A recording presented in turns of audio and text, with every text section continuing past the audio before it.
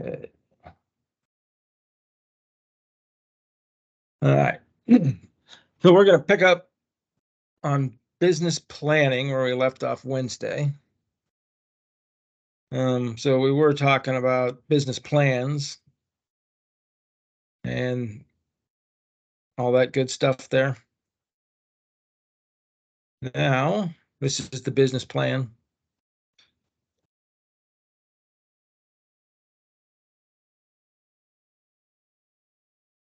We're going to talk about the process. So planning process and objectives. Purchasing serves as the communicator to the supply chain for the company's objectives. And when the supplier and customer trust each other, many redundant supply management activities can be eliminated, and the communication can be established at all levels. And ISM's big on this whole trust thing. It works in some industries. It doesn't work in ours all that well. Long-range strategic plans cover 5 to 10 years, and medium-term operational plans may be instituted over a period of 1 to 5 years. So this is the VP level, this is the director level, and then you've got short-range tactical plans that are a year or less. And here's another process deal found on the net, same kind of thing. So functional planning process. So this is a functional structure right here. You got the CEO, and then you got the 4 vice presidents, each that have, purchasing is here under manufacturing. And this is the way it's usually set up in a small to medium-sized company. And you also have logistics and operations in there. So you have the company vision and/or the company mission. Sometimes they're one. And then you've got the goals that come from that mission and vision. So here they're saying, purchasing could do a department vision, which nobody really does department visions. You have usually just the one vision for the company. But oftentimes their departments will do a department mission, which comes from the company mission, and then certainly department goals. And then once you get those goals, you come up with strategies to achieve the goals, and then detailed operating plan to achieve the strategy. And so this is 5 to 10 years. This is 1 to 5 years. The strategic supply plan. So I've never seen one of these actually written, but it's a good concept. Ensures that the supply base and resources required to execute the plan are all aligned. So the strategic plan will include things like objectives of the supply function, and objectives would go with your 1 to 5 year operational plans. Annual review of supply strategies and structures, category segmentation,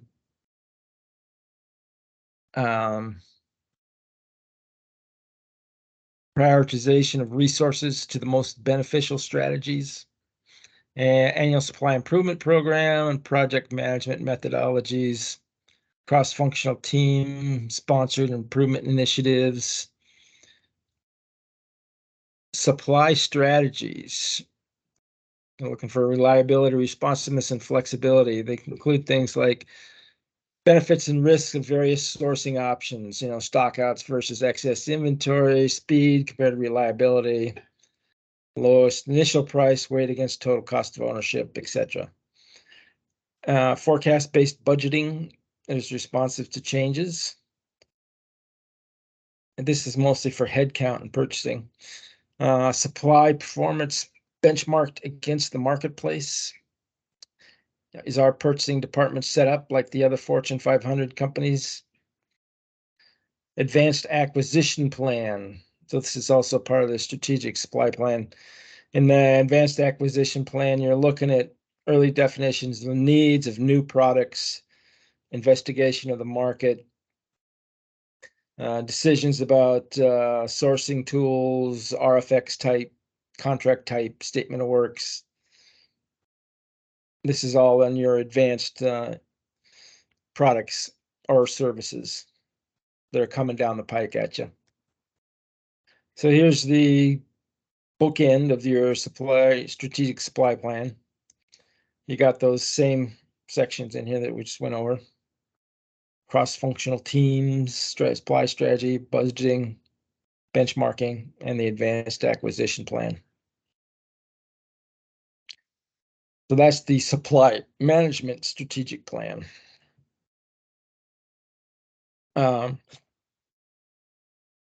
Plans are in effect a program management activity that seeks to coordinate supply management strategies across multiple business units. At PACCAR, it would be design engineering. These are the business units: manufacturing, engineering, operations, division, materials, supplier quality, sales administration. You could also put the DOF groups in there too.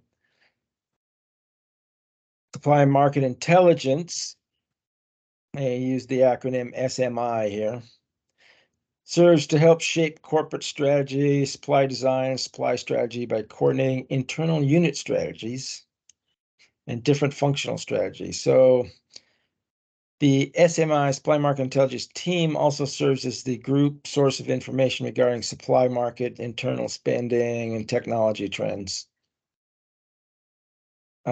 Supply market dynamics class in MCE covers a lot of this type of stuff. It's just knowing the industry that your commodity is in. Concept of goal alignment, internal goal alignment, individual department function, employee efforts directly tied to the vision and mission of the company. Requires a corporate strategy and its execution tied directly to individual goals, which we do a pretty good job of. Goal conflict can occur due to company complexity of goal setting. We talked about this before, where materials and logistics are in conflict. If you're going measuring logistics on cost and materials on inventory terms. Here's another little thing here: business strategy, supply chain strategy. Got a purchasing strategy and a manufacturing strategy. Business systems, metrics, organization design, and training. External goals relate to stakeholders outside the company, include shareholders, suppliers, and customers. External goals must support the internal goals, obviously. Once goals are aligned, the company can focus on planning activities. Now they want to go into a little piece on pricing structure. The pricing the structure company uses to price its products is key to the business plan. So you got to make a decision. Are you going to market base your pricing, or are you going to do a cost-based approach to pricing? Market-based is basically charging whatever the market will bear. Market research determines what customers would ideally pay for a product or feature. And market intelligence about competitors permits analysis of the products offered by the others in the market. So these two help determine what differentiates products in the market. The company can then set its price using the cost of the product as a floor. So obviously you got to cover the cost, but are you doing a standard markup over the cost, which is usually a much more competitive industry, or are you just market-based pricing your parts, which is usually much less competitive industry? Cost-based approach involves examining the company's cost structure and then adding a reasonable markup to determine the price. So in free market economies, dominant approach. This is also what we're trying to figure out when we're doing benchmarking or teardowns. So pricing models, cost or plus or cost-based pricing, covers COGS, direct labor and materials, the overhead allocation, along with the percentage the seller feels as a profit. So you got labor, materials, overhead, and profit. Loss leader pricing is pricing in a variable cost that allows the seller to buy into the business and maintain work during slack periods. So here, you're basically covering your fixed costs.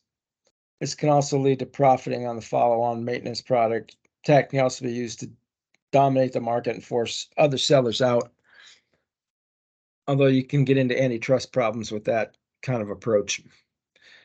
But the thought is you got your fixed costs, your heat, light, rent that you got to cover no matter what. So as long as you're covering those and some of your variable costs, labor and material, if you got some in the savings bank, you should be okay. Market demand pricing, like market-based pricing, the seller determines demand and sets a price to capture a certain portion of the market. It's also called skimming market share. Both Apple and Microsoft use this strategy. They're not cost-based pricing at all. Time and material, seller prices the product at full cost plus a markup. This is how a lot of construction jobs are done. Cost is material plus fully burdened labor and a reasonable profit. And then contribution to profit.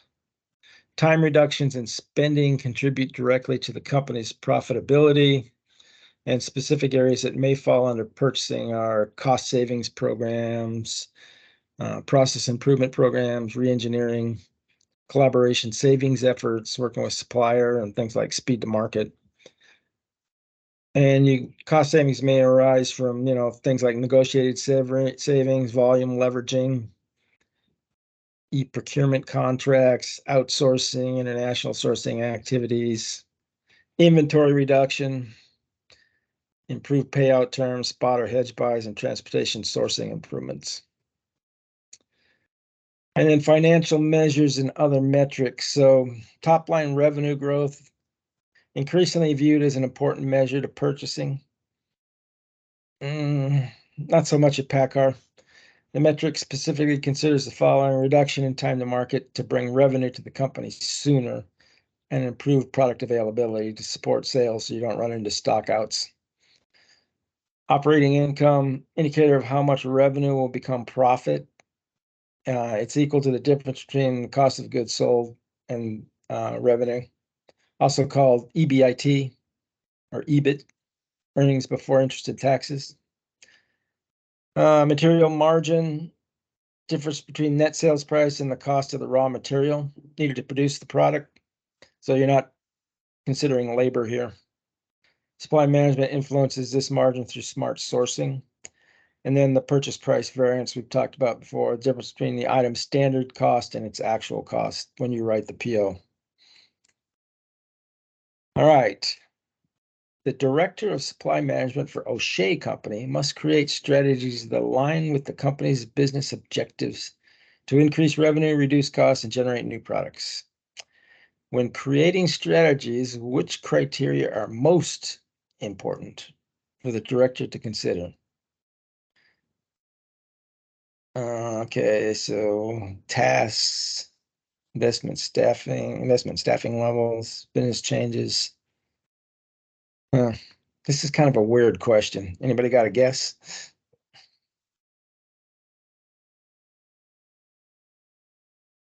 My guess is it's going to be down here.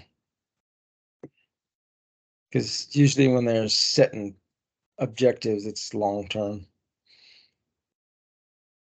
Well, business objectives, that's the 1 to 5 years, so it could be A too. Yeah. Let's see what they got.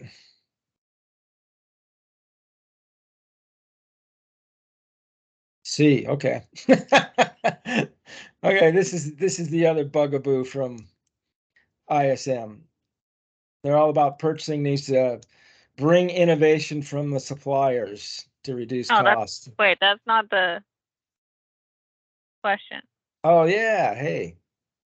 I got the wrong question. That's because that's the first question. There we go. Yay! Yeah, it is A. Okay. Good catch. Yeah, actionable, measurable tasks, because they're talking about objectives, which go with the intermediate term. All right. There are 4 questions out there, questions 6 through 9 on the chat. So go ahead and pull us down and we'll go over some answers here in a few minutes. What time is it? 3:45. And we can go over answers, by 3:50 if you guys don't have them done by then. Raise your hand when you get them done.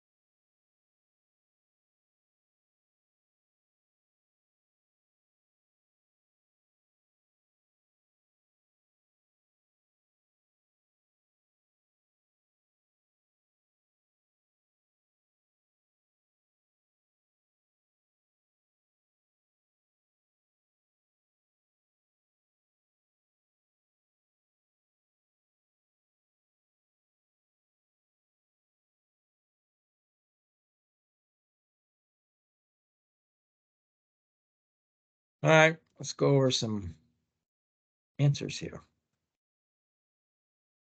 If I can find them. There you go. 6 is alpha, buy-in pricing. It's another name for, what do we want to call it? Why is it not B? And cost plus pricing. And cost plus. Oh, the 7. cost plus is okay. Sorry, Yeah. yeah. Okay. Okay, loss leader is what I'm thinking of. Buy-in is also called loss leader. 7 is not. alpha. What? Can we go back to that statement? There's nothing about this question that attributes buy-in to being loss leader. The point of this is about the secondary purchase. Right.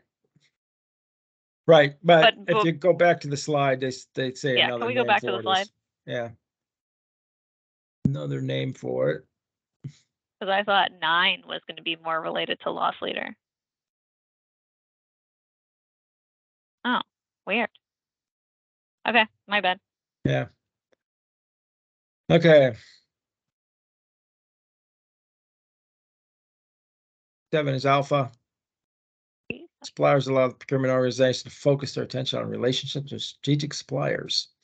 It's all about directing the money flow, where you're going to spend your time and energy. 8 is delta. One problem here is goal alignment. And then 9, AFAB should use a loss leader strategy and price it to widget's variable cost. So there's another way of looking at it. If you cover your variable costs, your material and labor, you should figure out how to pay the fixed costs somehow. Maybe you get a little bit to put towards fixed costs. Okay, any questions? Oh, thanks. All right, No questions for me. talk to you guys on Monday then. Yep. All Thank you, right, Rick. yeah. Yeah.